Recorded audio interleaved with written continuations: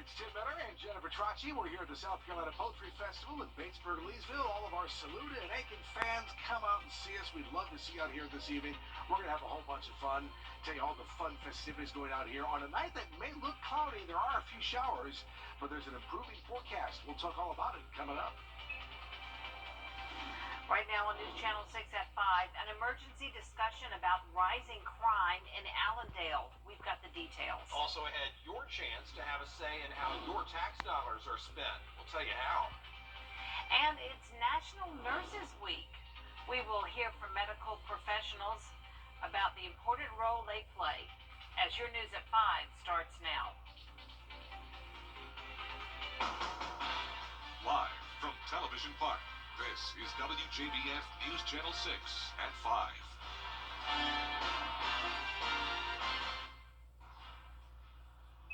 And good evening, everyone. Thanks so much for joining us. I'm Jenny Montgomery. I'm Brad Means. Coverage you can count on begins with an update on the coronavirus and a grim milestone here in the U.S. as the United States marks 1 million deaths related to COVID-19. 5,400 deaths expected in the next 2 weeks as cases continue to rise.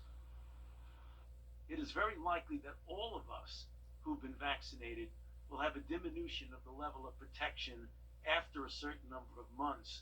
And it is likely that it will be recommended for everyone to get a boost and so likely that health on the front line of the pandemic.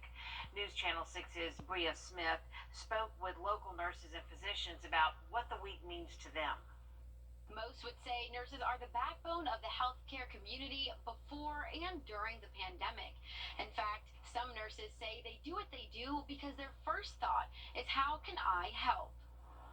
One nurse we spoke to says it feels good to be recognized for the hard work that they do. Nurses, in my opinion, are one of the cornerstones of medicine. We are with the patients day in, day out, for hours on end.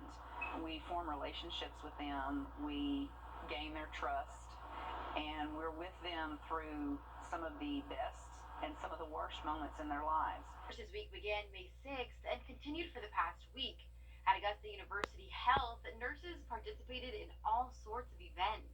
It was a good week. We had a lot of fun. We had a lot of activities throughout the hospital for all types of nurses. In the pediatric world, we have a little bit more fun. One of the floors had a different day where you dress up as different characters, different things. At Doctors Hospital, they also enjoyed some fun celebrating their teams of nurses as well, with a party theme of their own.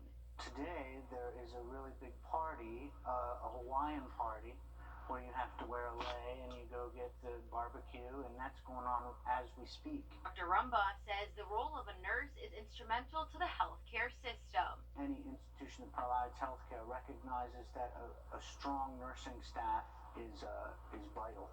While today is the last day of Nurse Appreciation Week, their efforts are appreciated today and the days that follow. In Augusta, Bria Smith, WJBF News Channel 6. A man in Aiken County is behind bars accused of threatening to set a woman on fire. Police say Stephen Wright got upset with the victim, doused her in gasoline, then physically assaulted her. According to the report, he then threatened to light her on fire, but did not. The alleged incident happened yesterday at a home on Goodman Road in Jackson.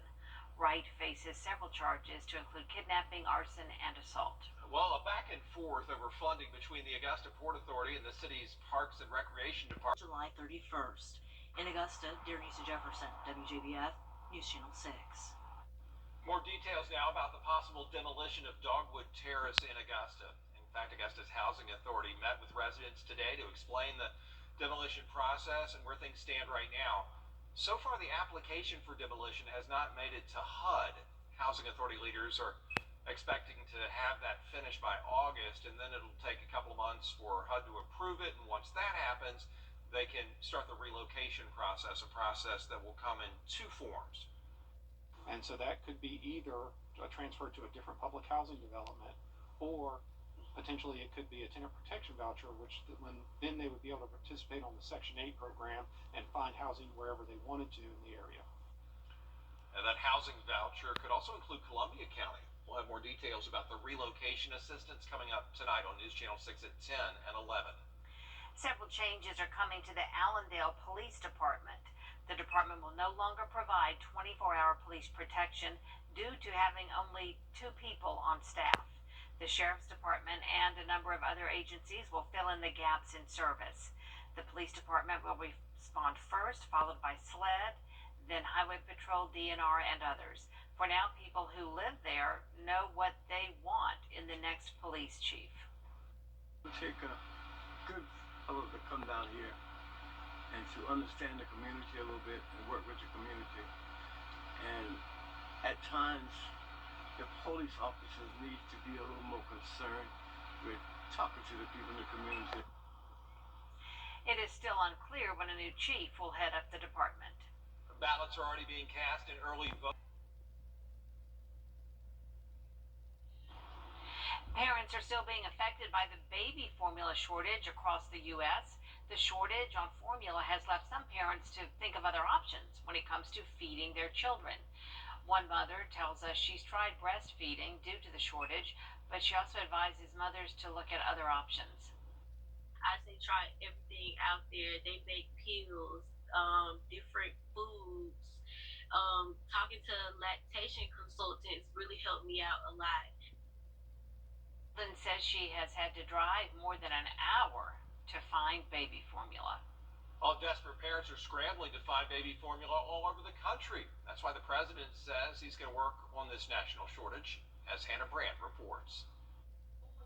Empty store shelves and concerned families have lawmakers calling the baby formula shortage a heartbreaking crisis. I cannot think of a more harrowing, panicked crisis for parents to face. Formula is one of many products impacted by supply chain issues, which only got worse when the FDA shut down a manufacturing plant in Michigan because of contamination concerns. But Republicans like Congresswoman Elise Stefanik say President Biden is to blame. Who should have had a plan for this shortage months ago.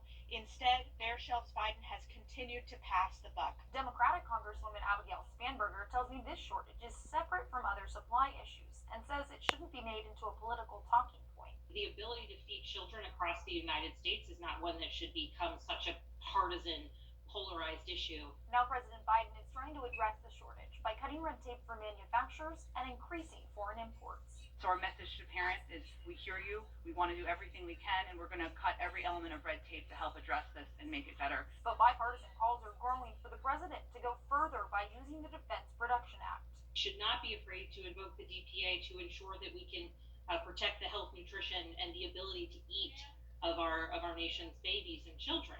The White House says that's still on the table, and Speaker Nancy Pelosi says both lawmakers and the president are focused on finding an immediate fix. Right now, the baby's crying, the baby's hungry. We need to address it right now, and I think we have good focus on it. In Washington, I'm Hannah Brandt. Coming up next, Tim and Jenna joining us from the South Carolina Poultry Festival. Plus the wildfires out west that have left rows of homes engulfed in flames. Stay with us. I'm a attorney. Storms popping up randomly, but it's going to feel like the summer as you get further into the week, especially since we've got sunshine and those 90s on the way. All right, thank you, Ryan. Now to that devastating brush fire that ripped through an upscale California community and destroyed more than 20 homes. It also forced evacuations. Here's Matt Gutman with the latest. Overnight, that wildfire fueled like coastal winds ripping through an upscale neighborhood in Southern California and prompting those mandatory evacuations. Our station, KBC's chopper, capturing the magnitude of that fire as it destroyed at least 20 homes in Orange County's hillside enclave of Laguna Niguel. The wind is really the critical factor. Residents fleeing what started as a small brush fire around 2:30 p.m. suddenly exploding across the landscape, consuming almost 200 acres. How many died smoke inhalation? The fire engulfing everything in its path, from palm trees to power lines. Firefighters scrambling to slow the spread and save as many homes as possible, but many of those multi-million-dollar mansions left gutted. It's not looking good. Every other house is on fire on one side of the street. Our house could be on fire. I don't know. Gusting winds sending embers swirling onto rooftops, and soon home after home went up in flames. Shells in homes and cars left simmering. Making matters worse, drought-induced water shortages are hampering firefighters' efforts. The first 4 months of this year, the driest on record in California. The fuels beds in this county, throughout Southern California, throughout the West, are so dry that a fire like this is going to be more commonplace. Coming up next, a fun way to take part in online dating. How one woman managed to find friends and get banned. Next. When disaster strikes. A woman in Rhode Island found a new use for the dating app Tinder, and it's gotten her kicked off the platform for life. Gianna Peccia is an adult kickball player, been dubbed the kickball Cupid now because she used Tinder to recruit new teammates. Gianna managed to find 25 players through the app, but when Tinder found out what she was using the app for, she was banned for life. Gianna says the permanent ban has certainly stifled her ability to recruit. Have to find another platform to find their players. We're back at 6. I mean, Yeah, that's not a bad idea, though. it's good publicity for Tinder. And you might meet somebody whilst playing kickball. Yeah, exactly. You have this common interest. Yeah. Maybe Tinder will. Maybe somebody will buy Tinder and reinstate her. Calling